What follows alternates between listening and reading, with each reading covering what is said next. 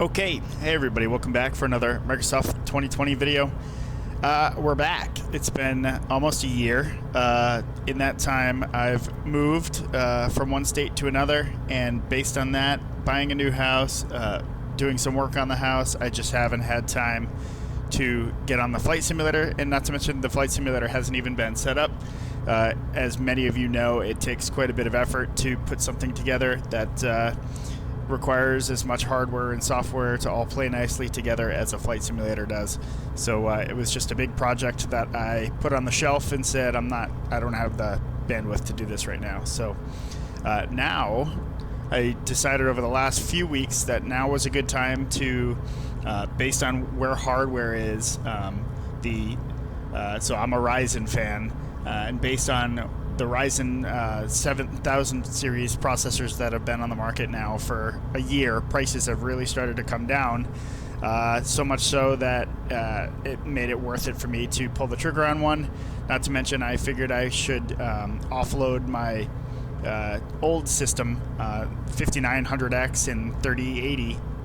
Actually, at the time I was flying a 5900X and a 4070 Ti, but I figured I'll keep the 4070 and I'll put the 3080 back in it and I can sell it like that. That's going to be a beast of a PC for some gamer. And I figured, yeah, I'll build up an all-new system, put the 4070 Ti in it, and now I'm on the Ryzen AM5 platform, so when the new CPUs come out, I figure I can hold what I got for a little while, let prices settle, let the scalper prices go away, and then I might look to upgrade. But for now, I'm all ready for when Flight Simulator 2024 comes out. I'm also looking at, what's it called? The new ATC, Beyond ATC. I'm looking at that to come out soon. So there's a few things on the horizon that I wanted to be ready for, and now I'm feeling like we're ready. So. All that said, let's kick this flight off. This is just a little test flight just to make sure that I'm not even going to be doing the flying. I'm going to be letting Asobo do the flying. But, okay, so already... So this is more of just a test for myself, to make sure that all of my streaming settings and all of my configuration stuff is all done properly. So like right there, I just noticed that my little OBS monitor window that allows me to see what you guys are seeing, it wasn't set to always on top. So anyhow, so here we are. We got our five monitors up. So you can see we got 3 monitors of scenery, and then we got the 2 touchscreen panels. So like I can... Plus I got the knobster, so like heading and altitude, I can adjust our altitude pre-select with the knobster. I can adjust our altimeter setting. Kennedy Tower, November 622, Sierra, Mike. All this touchscreen stuff departure works. I can set radio frequencies, except I'm not going to change it right now because we're already talking to JFK, and I'm going to let our Asobo Copilot keep doing that. But yeah, we're using Air Manager again. We have Mobiflight connector set up so that we're getting our realistic operating panels. I have an Xconn and SimConnect add-on running so that our GPS location is streamed over my Wi-Fi network over to my phone. I use my phone as my navigation app in the real world when I go real world flying. So I wanted to be training like I fly. Many of you who have seen my previous videos know that spiel from me. So I wanted to be able to use my phone as my electronic flight bag and navigation app while I'm flying on the simulator, and those so Xconn and SimConnect allow me to do that. So I have Avare open on my phone, and then I'm just using a screencasting app to screencast it back to the PC so that you guys can see what I'm seeing. So we're at New York right now. I have this thing set to fly. We're doing a flight from New York over to the Statue of Liberty. And then we're going to be going back to LaGuardia. So we're going here right now. Kennedy Tower, November 622, Sierra And Mike then after that, change. New York approach, we'll be going November there. 622 Sierra Mike is type 5 miles west of Kennedy 800 feet. Request clearance to transition Bravo I don't know airspace. if it added that correctly. November 622 Sierra Mike, New York approach. Squawk Tree 124. Squawk Tree 1242, Sierra Mike. Let's see. Let's see if that works. Radar contact 5 miles west of Kennedy No, 900 so feet. I'll have to remember how to use this navigation app. I haven't used it in a while. I haven't flown in a while. It's been like a year since I've flown a Clear real through the airplane. Bravo airspace to Sierra Mike. So yeah, I'm rusty with all this stuff, so it's going to be a learning curve to get back into the game.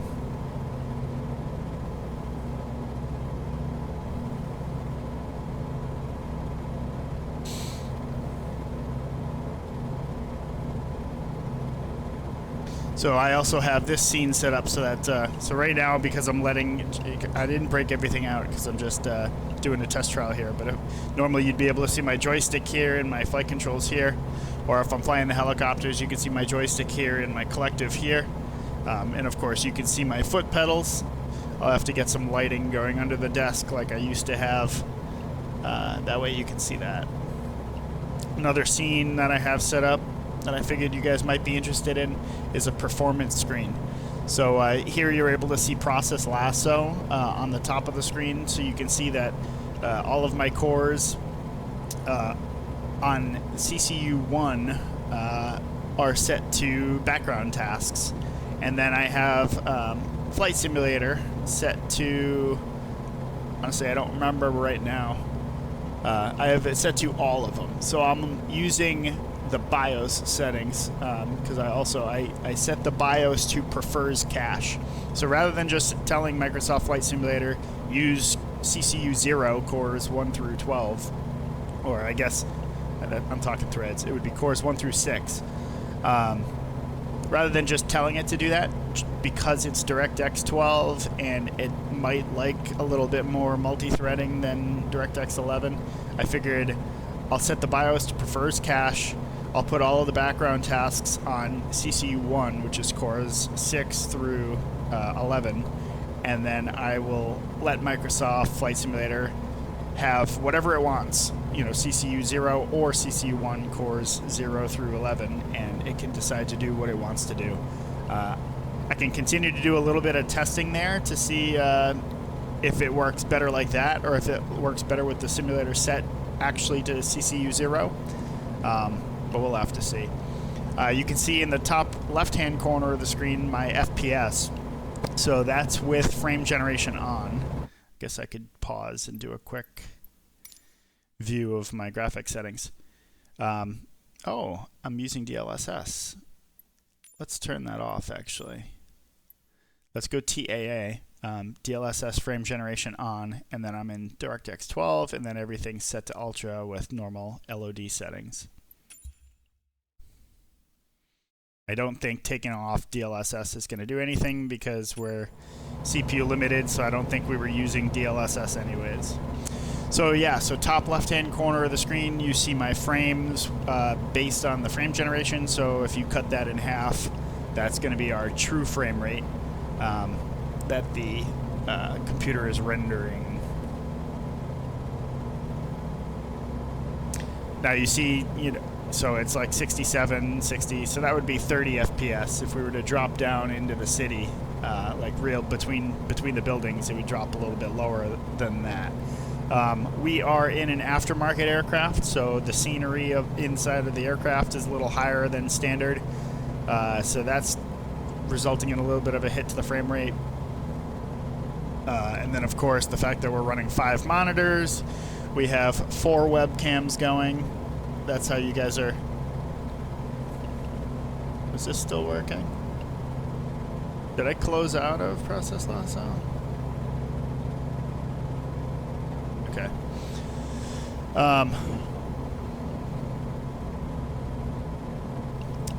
Yeah, we got lots of background tasks running, so that's why I'm losing my train of thought here. That's why we're on Process Lasso doing what it's doing.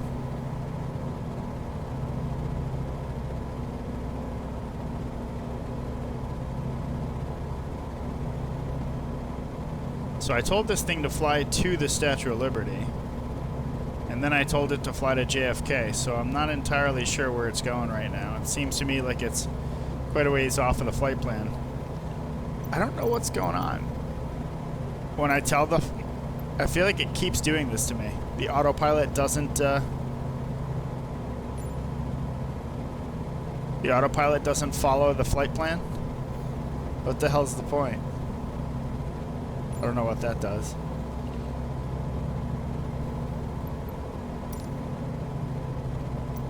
I usually do my own flying, so...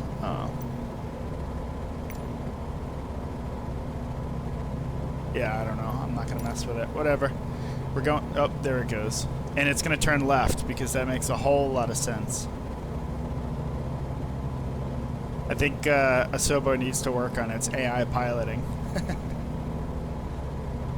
I think a turn 2 miles sooner and maybe a right turn would have done just fine, but whatever you say.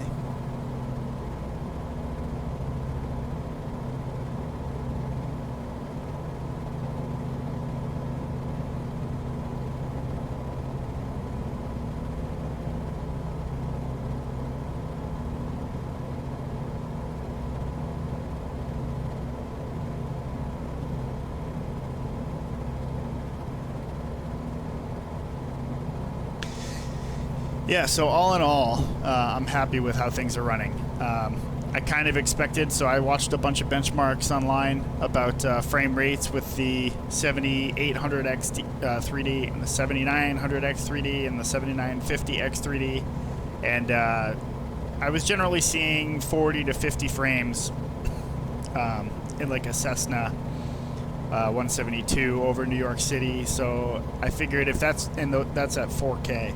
So I figured if I'm on 5 monitors, which is 20% more pixels than 4K, and if I'm running all of these background tasks, I figured I'm probably not going to get, you know, the high end of that. I'm probably going to get the low end. And, you know, that would be, put me right at that 40 frames or slightly less, and that's exactly what I'm seeing right now. So I kind of got exactly what I was expecting to get. And for now, it's taken the simulator from, I have never been able to run true ultra graphics. I ran a modified ultra, but now I'm able to run true ultra in New York City with weather. I can change this weather, and the frame rate will stay just fine.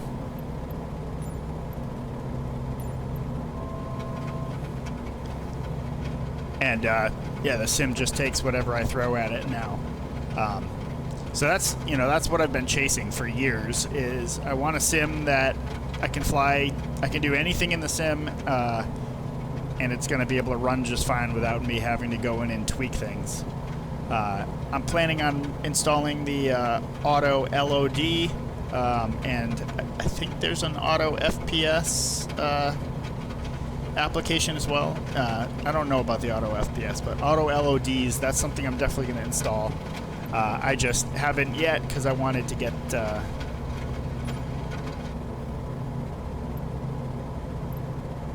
I just wanted to get things set up, and I wanted to get some performance testing out of the way before masking you know, performance issues using software like that.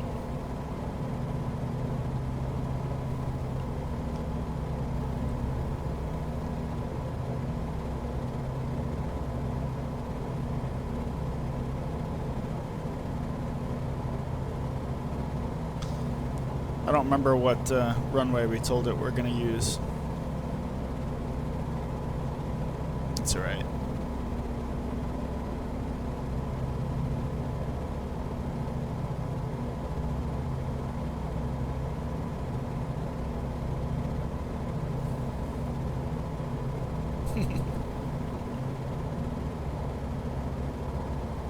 Yeah, so you can see here, CCU1 is really, so again, 0 and 1, 0 on the left, 1 on the right. CCU1 on the right is all the background tasks.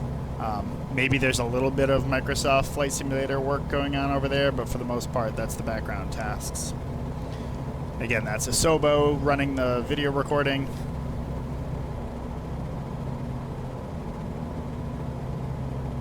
That's, I mean, what else do we have here? So we process Lasso, we got Air Manager, a whole bunch of Air Manager panels. We got the pop-out panel manager. We're streaming our map, screencasting it. That's what this is as well. Xconn, running Ryzen Master to view the cores.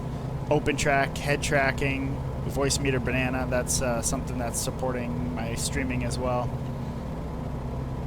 Yeah, and what you don't see here is the 4 cameras worth of processing that's going on, of video processing. Is there anything else? Oh, I used to run Zoom as my virtual green screen. I'm not doing that anymore. And then head tracking, I'm using OpenTrack and Beam eye track. And Air Manager just crashed on me. So stability-wise, I'm still doing a little bit of overclocking, undervolting to try to get things tuned. I don't think I needed to do any of that, but I figured if there's any performance left in this CPU that I could squeeze out of it, it doesn't hurt to try.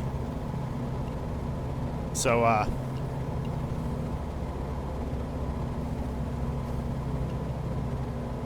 yeah, but I was saying CCU 0 on the left there, that's all Flight Simulator. So if we were running in DirectX 11 mode, I'm sure you'd see one of those cores pegged, and then the others wouldn't be doing a whole lot. DirectX 12.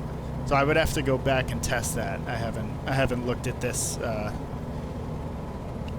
Ryzen Master doing this with DirectX 11 yet, but I generally stick to DirectX 12 because I like using frame generation, because you know, flying with 30 frames, you can kind of start to perceive it when you dip down into the, you know, low 20s, flying between buildings in New York City, or, you know, landing at JFK.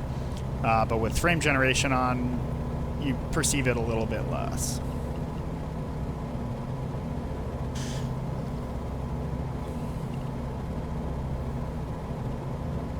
All right, so yeah, all this to say, if anybody else has a similar system and they're looking for performance figures, this is kind of what you're looking at.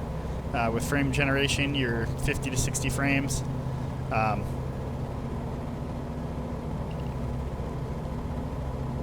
And the goal for this channel and future videos, because I haven't been flying much in the last year, the hope would be to get back into it. You know, what you don't use, you lose, is kind of the feeling here. So it's been a while since I've done any real flying or any simulator flying, and I'm getting rusty. I know I'm getting rusty.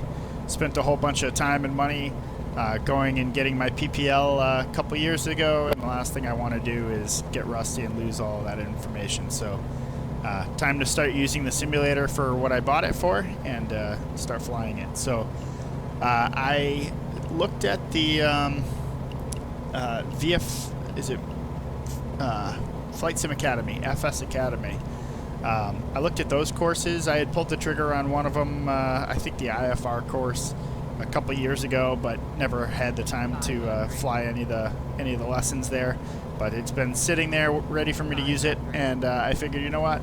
Let me do the VFR course and the navigation course, and there's a senior, like, sightseeing course, and then there's like a course they call Commander, and it's dedicated to throwing, you know, unforeseen circumstances at you, so like engine failures and icing and that sort of stuff. So I figure I'll start flying some of that stuff and use that as like a you know, getting your feet wet, jumping back into flight training again. So I'll record every time I'm doing any of that stuff, and that's what you'll see over the course of the next few months to a year on the channel. And don't hold me to it, because life always gets in the way, but yeah, we'll see what we can do.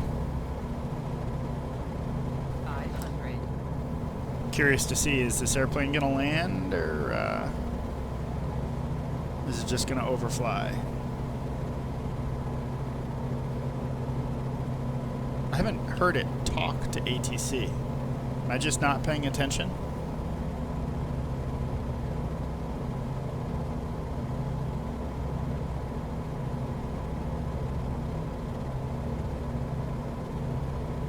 I think the Asobo Autopilot is just flying intoxicated.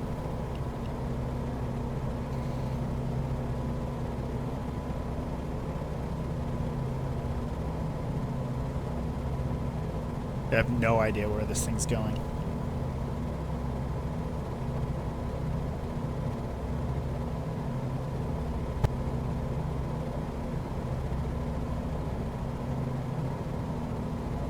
Okay.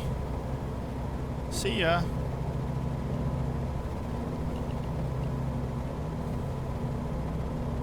Back to the city. Okay, I'm gonna end it there. Thanks for sticking around if you're still here. Again, there wasn't a whole lot of a point to this video other than test flying all the settings, test flying my OBS settings, and making sure that everything's working right, so that the next time I go to make a real video, you know, I don't run into hiccups like my microphone wasn't working. So, thanks for coming along, and I'll see you guys on the next one. See ya.